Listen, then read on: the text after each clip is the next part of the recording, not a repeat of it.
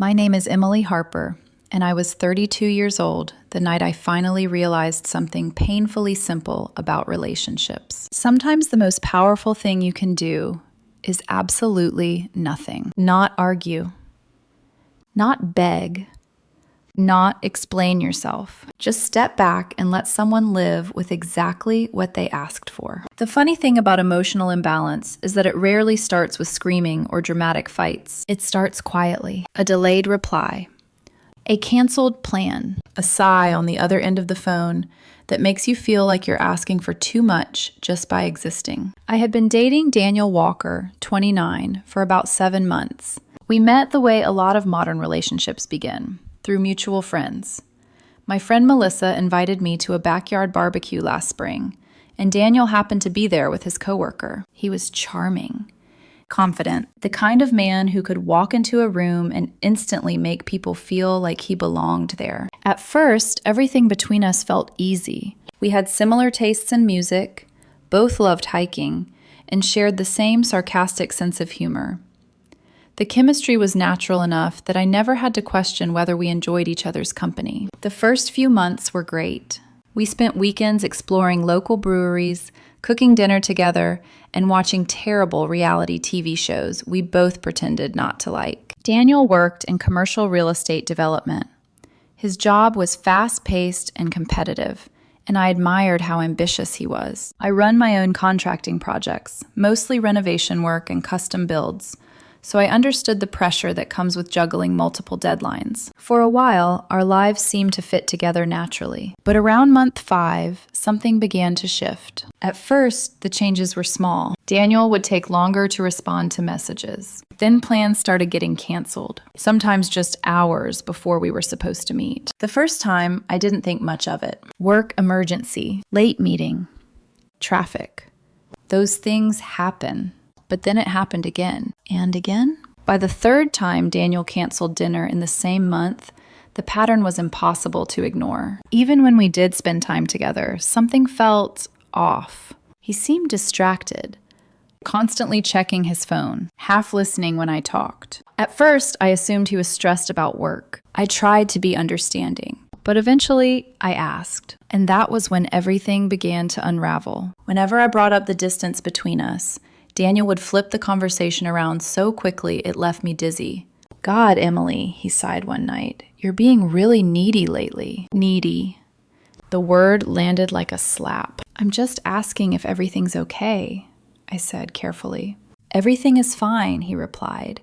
You just need to relax a little. I tried to convince myself it was just a rough patch. Relationships go through phases. People get busy. But the feeling in my chest kept growing heavier. And then came the phone call that changed everything. It was a Thursday evening. We were supposed to grab dinner the next night. At about 7 o'clock, my phone buzzed. Daniel, something came up, can't do tomorrow. 3rd cancellation that month. I stared at the message for a moment before calling him. He picked up on the second ring. Hey, I said gently. I just wanted to check in. You've seemed kind of distant lately. There was a long sigh on the other end of the line, a heavy, irritated sound. There you go again, Daniel muttered. What do you mean? This, he said, this exact thing. I'm just asking if everything's okay. Emily, you're suffocating me. The word hung in the air between us. Excuse me? You're constantly texting, always asking where I am, needing validation every 5 seconds. It's exhausting. I blinked in confusion. Daniel, I sent you 2 texts today. That's not the point. Good morning and asking if dinner still worked. It's the energy, he snapped. You're like a puppy that needs constant attention. For a moment, I couldn't even speak. 7 months together. I had rearranged my schedule for his events, helped him move apartments, met his parents, and suddenly I was a needy puppy? So what do you want? I asked quietly. I want to text when I feel like it, Daniel said. Call when I want to talk, not because you need your daily dose of reassurance. His tone was cold, dismissive, like he was explaining something obvious to a child. Stop being so desperate, he added. Silence filled the line. Then I took a slow breath. All right. Daniel paused. What? I said all right. A beat passed. Then he sounded relieved. Good, finally. I'll text you when I feel like it. The call ended. I sat on my couch staring at my phone for almost 10 minutes. 7 months. 7 months of effort. And apparently the problem was that I wanted to hear from my boyfriend more than once every few weeks. Fine. If Daniel wanted space, I could give him space. I opened our message thread, muted notifications, disabled read receipts. Then I switched my phone to Do Not Disturb, allowing calls only from family and a few close friends. If he wanted distance, he was about to get the entire universe. The first week was harder than I expected. I kept catching myself almost opening his chat, almost checking if he had messaged. A few times I even left my phone in another room just to stop the habit. But slowly, something unexpected happened. Life kept moving. I met friends I hadn't seen in months, finally finished the kitchen renovation project I'd been putting off. Even took a spontaneous weekend trip with my older sister Laura. For the first time in a while, my life felt peaceful. Meanwhile, according to the mountain of messages I would eventually discover, Daniel's confidence had started cracking almost immediately, because the moment I stopped chasing him, he had no idea what to do next. And the silence was beginning to drive him insane. The first week after my conversation with Daniel passed quietly, almost eerily quietly. I kept expecting something dramatic to happen. A confrontation, an angry phone call, maybe even an apology. But nothing came through my phone. Of course, that was because I had muted his messages. For all I knew, he might have been texting constantly, or not at all. And strangely enough, that uncertainty stopped bothering me faster than I expected. Life simply kept moving forward. I went back to focusing on work. My contracting business had several renovation jobs scheduled that month, and keeping my hands busy helped clear my head. There was something calming about measuring wood, drilling screws, and installing cabinets. Physical work has a way of grounding you. Meanwhile, I started reconnecting with friends I hadn't seen in months. Daniel had never explicitly asked me to distance myself from people. But relationships have a funny way of quietly reshaping your priorities. Weekend plans get canceled. Dinners get postponed. Before you know it, your world has slowly shrunk around one person. Now that space had opened up again. One evening during the second week, I met Melissa and her husband Derek for drinks at a small bar near their house. Melissa had been the one who introduced me to Daniel at that barbecue months earlier. She slid into the booth across from me and studied my face carefully. "So," she said, sipping her margarita, "I haven't seen Daniel around lately." I shrugged casually. "We're giving each other some space." Derek raised an eyebrow. "That code for breaking up?" "No," I said calmly. "It's code for exactly what I said. Space." Melissa tilted her head, clearly sensing there was more to the story. But she didn't push, at least not that night. What I didn't know at the time, what I would discover later when I finally looked at my phone, was that Daniel's "I'll text when I feel like it" policy had apparently started almost immediately, and he had felt like texting quite a lot. Day 1, "Hey, thinking about you." Day 2, "Want to grab coffee sometime this week?" Day 3, "Hello?" Day 4, "Are you seriously ignoring me?" Day 5, "This is really immature, Emily." But because my notifications were muted and my read receipts disabled, Daniel had no way of knowing whether I had seen the messages or not. From his perspective, the silence must have been maddening. Maybe I was reading everything and deliberately ignoring him. Maybe I hadn't checked my phone in days. Maybe I was simply living my life. That uncertainty must have eaten at him. By the second week, Daniel had apparently switched tactics. He started calling. Several times. But my phone only allowed calls from family and close friends through the Do Not Disturb filter. Everything else went straight to silence. Then he tried social media. I rarely checked Instagram anyway, so those messages sat unseen as well. Eventually, he moved to the next level, mutual friends. I found out about that when Melissa called me a few days later. "Hey," she said, sounding amused. "Quick question." "What's up?" "Is everything okay between you and Daniel?" "Why do you ask?" She hesitated. "He texted me asking if I'd heard from you." I leaned back on my couch. "Interesting. What did you tell him?" "That I hadn't," Melissa said. He seemed worried. I couldn't help smiling slightly. Daniel told me to stop being needy and said he'd text when he felt like it. Melissa paused. And? I assumed he just hasn't felt like it yet. For a moment, there was silence. Then Melissa burst out laughing. Emily, are you serious right now? Dead serious. That's kind of brilliant. It's not a game, I said calmly. He wanted space. I'm giving it to him. But things didn't stay quiet for long, because according to Melissa, Daniel had started telling a very different version of events. Apparently, he had begun telling people that I was punishing him with the silent treatment, that I was being manipulative, emotionally abusive. Melissa filled me in on the details a few days later. He sent me this long message, she said, talking about how worried he is about you, how cruel you're being. I almost laughed. The irony was almost impressive, because the truth was painfully simple. I wasn't doing anything. No dramatic revenge. No silent treatment strategy. I was literally just living my life exactly the way he had asked me to. Not being needy, not asking for attention, not texting unless he initiated, which apparently he had been doing a lot. 3 weeks after that phone call, everything finally exploded. It was a Tuesday evening. I was in my kitchen reinstalling cabinet doors when suddenly, bang, someone slammed their fist against my front door. Not knocking. Pounding. The sound echoed through the house. I froze. Then another series of furious hits rattled the wood. Emily, I know you're in there. Daniel.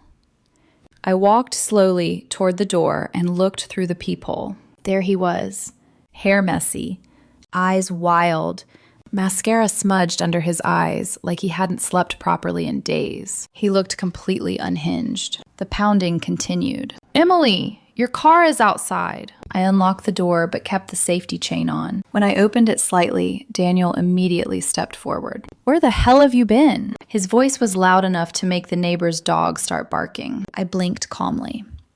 I've been here. I've been texting you for weeks, he snapped. Calling. I even went by your office. Okay.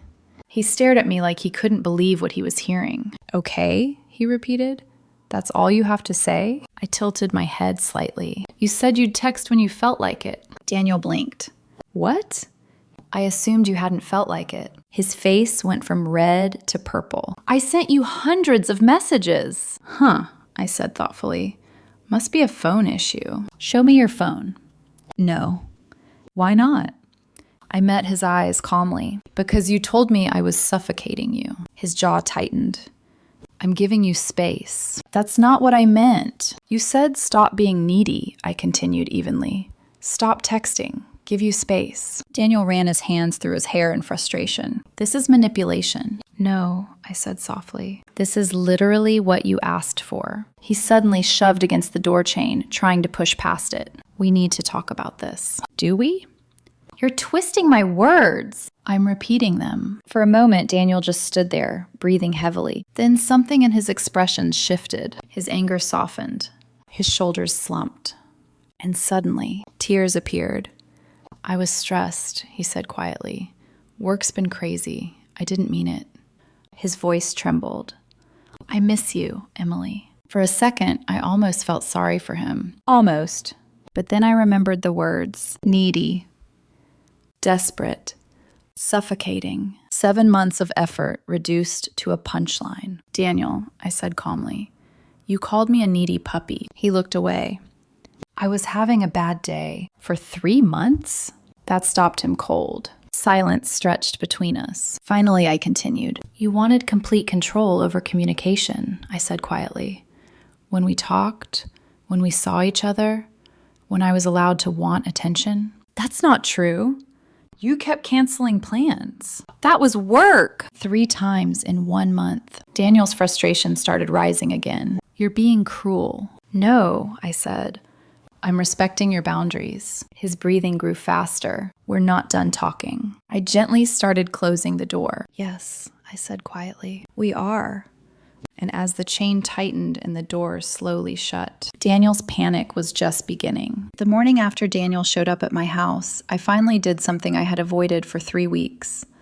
I sat down at my kitchen table, made myself a cup of coffee, unlocked my phone, and opened our message thread. For a second, I just stared. The unread count alone was absurd. 134 messages. I let out a quiet laugh, not because anything about it was funny, but because the sheer scale of it felt ridiculous. This was the man who had accused me of being suffocating. The man who had said I needed too much reassurance. The man who wanted to text only when he felt like it. Apparently, he had felt like it a lot. I started scrolling. At first, the messages were casual, almost smug, like he assumed I'd fold quickly. Day 1. Hey, thinking about you. Day 2. Want to grab coffee this week? Day 3. Hello. Then came irritation. Day 4. Are you seriously ignoring me? Day 5. This is immature, Emily. By the end of the first week, his tone had shifted again. He became accusatory, demanding, petty. You're proving my point. This is exactly why relationships with you are exhausting. You always have to make things dramatic. I kept scrolling. Week 2 was where the real panic started. The messages bounced wildly between anger and concern, as if he couldn't decide which version of himself might get a response. Okay, now I'm actually worried. Can you at least confirm you're alive? Melissa says she hasn't heard from you either. If this is some weird punishment thing, it's honestly sick. Then came apologies. Not real apologies. Nothing with accountability in it. Just the kind designed to pull someone back into orbit. I was stressed. You know I say things I don't mean when work gets bad. Can we please just talk like adults? By the 3rd week, the messages became almost fascinating. Threats mixed with pity, ego mixed with panic, manipulation wrapped in wounded pride. A few stood out immediately. I'm willing to forgive you if you apologize now. That one actually made me laugh out loud. Forgive me for doing exactly what he told me to do. Then there was, a real woman would fight for her relationship, not play childish games. And later, you've shown your true colors, Emily. I didn't know you were this cold. I kept reading. And then I found the message that made me put my coffee down. If you don't respond by tonight, I'm coming over. Which, of course, he had. The next message came a few hours after his scene at my door. You're cruel. You're punishing me because I needed a little space. I hope you're happy knowing you've traumatized me. Traumatized him. That word sat on the screen for a long second, glowing with the kind of arrogance only emotionally manipulative people seem able to summon without shame. Then came the final performance. I'm blocking you. Don't contact me again. I snorted. 23 minutes later, I got a text from an unknown number. This is Daniel. I blocked you, but I have more to say. I blocked that number immediately. An hour later, an email arrived. Subject line, we need to have an adult conversation. I marked it as spam. By noon, his mother called. Her name was Patricia, and unlike her son, she had always been gentle with me. I almost didn't answer, but I did. Hi, sweetheart, she said, and her voice already sounded tired. I'm worried about Daniel. I leaned back in my chair. We didn't have a fight, Patricia. A pause. He says you've shut him out. He told me I was too needy, I said evenly. He said I was suffocating him and that he would text me when he felt like it. So I stopped chasing him. On the other end of the line, Patricia was quiet for a few seconds. Then she sighed. Oh, Emily.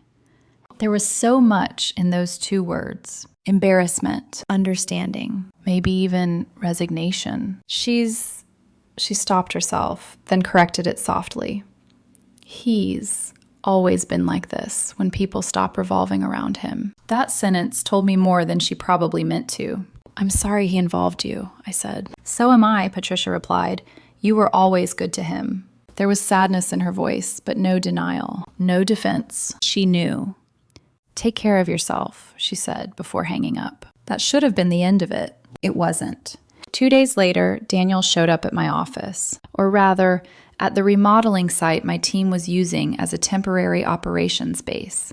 I was across town checking measurements at another property when my office manager, Donna, called me. Donna was 62 years old, chain-smoked only on lunch breaks, and had the kind of personality that could reduce grown men to silence with a single stare. Emily, she said flatly, your boyfriend is here. Ex-boyfriend, I corrected automatically. There was a beat. Good, Donna said, because he's acting like a lunatic. I closed my eyes.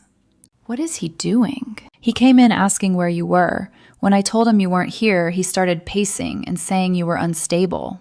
I laughed once, without humor. Of course he did. Donna's tone sharpened. He also implied you were going through some kind of emotional breakdown and that he needed to see you for your own good. That was so transparent, it would have been pathetic if it weren't so invasive.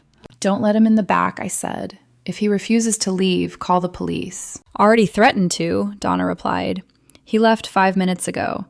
Not before I told him the only unstable person here was the man showing up at a woman's workplace after she stopped answering him. I actually smiled at that. Thank you. Honey, Donna said, I have lived too long to be impressed by pretty men with control issues. After that, Daniel took the performance online. He posted a long, vague social media rant about emotionally manipulative women and how independent men were constantly punished for setting boundaries. The wording was so polished it almost sounded rehearsed. He never used my name. He didn't have to. Our mutual friends knew exactly who he meant. At first, a few people in his comments offered sympathy. Then the questions began. Wait, didn't you tell Emily you wanted space? I thought you said she was texting too much. So she backed off, and now that's abuse? By that evening, the post was gone. Deleted. But not before screenshots made their way quietly through the friend group. And then, right when I thought Daniel had exhausted his options, another woman entered the picture. Her name was Jessica Turner, Daniel's ex-girlfriend. Melissa texted me first. Heads up, Jessica's been asking people about you. That told me everything I needed to know. Still, when Jessica called the next afternoon, I answered. Her voice was smooth. Careful. Emily, hi. You don't really know me, but I'm just trying to help. I almost laughed. Of course she was. Women like Jessica always arrived wearing concern, like perfume. What exactly are you helping with? I asked. A brief pause. Daniel is really hurting. There it was. The opening move. He says things got misunderstood. Did he tell you he called me needy, desperate, and suffocating? I asked. Jessica hesitated. He was upset. So was I. Another pause. Then I heard it beneath her polished tone, that faint strain of investment that had nothing to do with kindness. She wasn't calling for my benefit. She was circling. Maybe she had been circling for a while. Maybe Daniel had kept her nearby, the way some people keep backup plans folded neatly in their pocket. And suddenly, for the first time, a lot of his distracted behavior made perfect sense. I'm going to save you some time, I said calmly. You can have him. What? If you're calling because you think he deserves another chance, take him yourself. That's not what this is. Sure, I said softly. Good luck, Jessica. I hung up.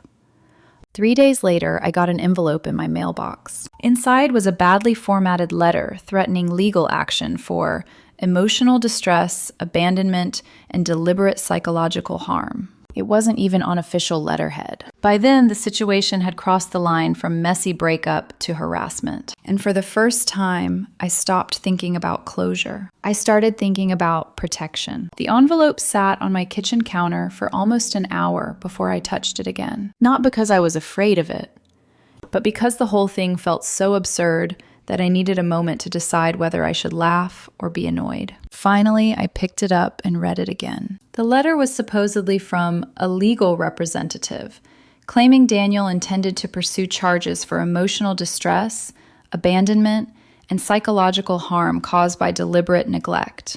Deliberate neglect. Because I stopped texting him. I took a photo of the letter and sent it to my cousin Rachel, who worked as a paralegal. 2 minutes later, she called me. Before she could even speak, I heard laughter. Not polite laughter. The kind where someone has to take a breath halfway through. Oh my God, Rachel managed between giggles. Emily, where did you get this? Mailbox. This isn't real. I suspected that. It's literally a template someone copied from the internet, she said. There's no firm name, no case number, no letterhead, nothing. So I shouldn't worry about the fake lawsuit? No, she said. About Daniel losing his grip on reality? Maybe. That answer settled something inside me. Up until that moment, I had been treating the situation like an annoying breakup. But Daniel's behavior wasn't slowing down. It was escalating. Showing up at my house, showing up at my job, dragging mutual friends into the drama, sending fake legal threats. That wasn't someone trying to repair a relationship. That was someone trying to regain control. And control was the one thing I had quietly taken away from him. So I decided to be proactive. The next morning, I went downtown to the courthouse. I brought everything. Screenshots of the messages, security camera footage from the night he pounded on my door, Donna's written statement about him showing up at my workplace, even the ridiculous fake legal letter. The clerk behind the counter flipped through the paperwork carefully.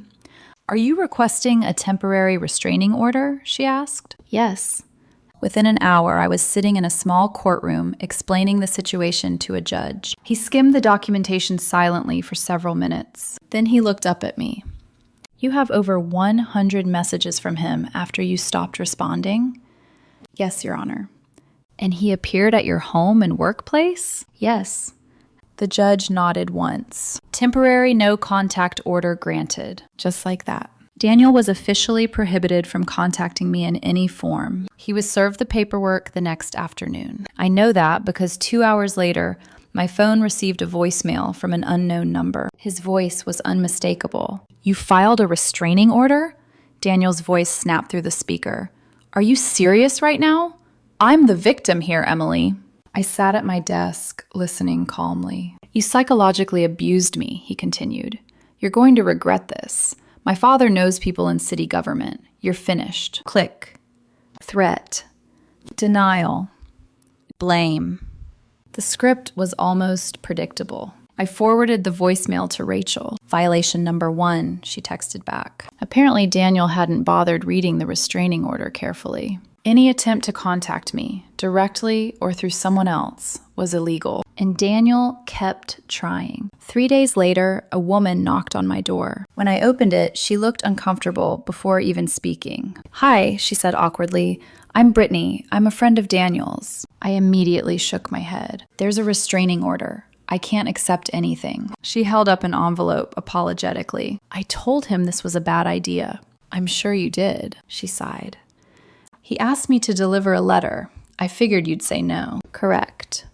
Brittany shifted awkwardly from foot to foot. "For what it's worth," she added quietly, "most of us knew he wasn't treating you well." That caught my attention. "Really?" She nodded. "The canceling plans, the hot and cold behavior, he's done that with every girlfriend." That lined up with what Patricia had hinted at. "What happens when they stop chasing him?" I asked. Brittany gave a tired little laugh. "He panics." That sounded about right. She left with the envelope still in her hand. 2 days later, Daniel violated the restraining order again, and then again. Each time through different phone numbers. Each time with the same mix of rage and wounded pride. Each time documented. By the end of the first month, the temporary order had become permanent. The judge didn't hesitate. 3 violations in 4 weeks had created a very clear legal pattern. After that, the drama slowly faded. Not because Daniel had suddenly matured, but because the legal consequences finally started outweighing his ego. Through mutual friends, I heard pieces of the aftermath. Apparently, Jessica had tried dating him again. That lasted about 3 weeks. Then Daniel pulled the same routine. Hot and cold. Distance. Sudden accusations about her being clingy. Jessica disappeared from the picture shortly afterward. After that, there were rumors of 2 more short relationships. Neither lasted long. Daniel still occasionally posted vague social media updates about toxic exes and emotional manipulation. But the audience for those posts kept shrinking. People get tired of the same story eventually. As for me, my life improved in ways I hadn't expected. About 2 months after everything settled down, I finally did something Daniel had discouraged for years. I started my own contracting company. He had always called it too risky, too unstable, too stressful. Funny how much easier it felt once his opinions weren't sitting in the back of my mind. Around the same time, I met someone new. His name was Marcus Alvarez. We met through a friend at a small birthday dinner. Marcus worked as a nurse. Calm. Kind. The kind of man who actually listened when someone spoke. On our second date, he said something that made me laugh. "I appreciate how responsive you are with text," he said casually. My last girlfriend would disappear for days. It drove me crazy. I smiled.